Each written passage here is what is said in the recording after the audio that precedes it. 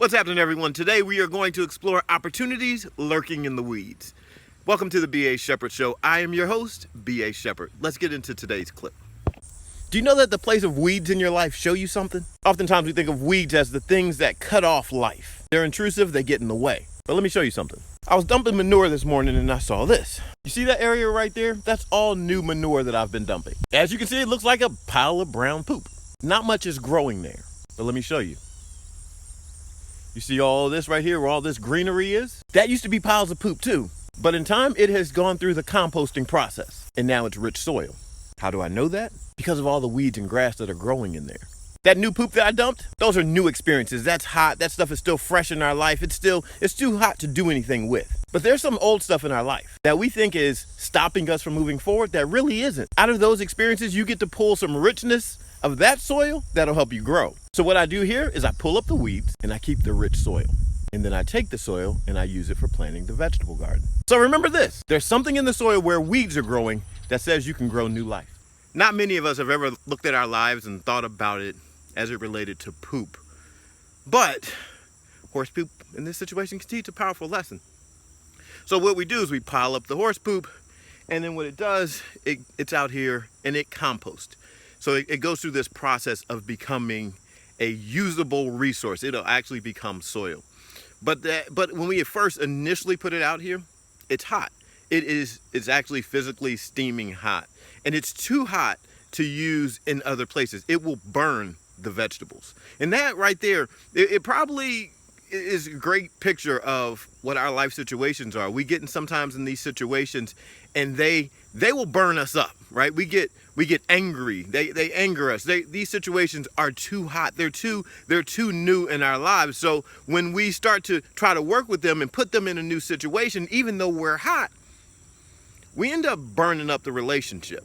You ever been in that situation where you come out of a relationship and you're still sensitive about something and you still feel beaten or bruised, or you still feel like you've been messed over, and then you try to go into a new relationship but you haven't really healed from that? That's one of those hot situations. See, any of those times when we have something fresh and new that we can't transition from just yet because it hasn't had the opportunity to work, that's what I describe as those hot situations. So we all have those. We all have those fresh moments that are too hot that we need to allow to settle down and work so that they can be beneficial to us, so we can learn the lessons from those moments. And so what's happening in here is there are microorganisms that are working within this soil to break it down, working within the poop to break it down to cause it to become soil. And there are things in us that need to be at work before we can use those situations. Now, as we look over here, you see how green that is? That's green because those organisms and time have worked together to break down this old manure to cause it to be rich soil. And so because it's been broken down, what I noticed today was that these weeds are tremendous. The grass is growing. Look how huge this stuff is. And it's huge for a reason, because that stuff is so rich that it's growing more than like the grass that gets out here and the grass that gets cut out here. And because of that, we can look at that in our lives and we see what I'm going to call the opportunity lurking in the weeds. Sometimes we look at weeds and we think, oh, they are just in the way. But that's not exactly true. See, the weeds are telling us something. They're an indicator that there is something in that soil that can be used. Now, in order to use that, if I just took that the way it is and I picked it all up and took it to the garden, there would be a problem. Because there are weeds there. Those weeds are big. If I try to plant something in the midst of that, whatever I try to plant would be choked off because the roots of that stuff is in the way. The roots have spread out. And so if I wanted to put something down, those roots that are pre-existing, it would choke it out.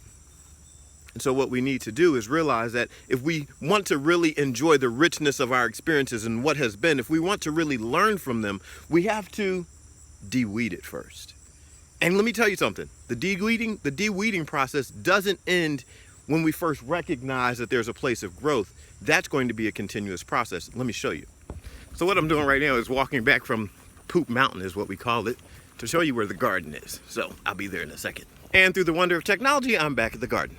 Okay, so I've made the transition. I went from where I was and brought the soil to this new place where I'll be. But let me show you again about that de-weeding process. See, the vegetables are growing, that's fantastic. But in the soil, there's still that grass that's there. There's still weeds that can grow out that I need to constantly go back and de-weed. I need to keep this stuff from taking root and digging down into this new place. So I need to get this stuff out of here, constantly examining my new atmosphere. I saw the opportunity, but now I need to make sure I'm keeping the environment free from those things that would choke off the new life that I'm growing. That's our message for today. We're breaking it down that way. Go through your process. Understand that there are opportunities lurking in the weeds. Take advantage of them.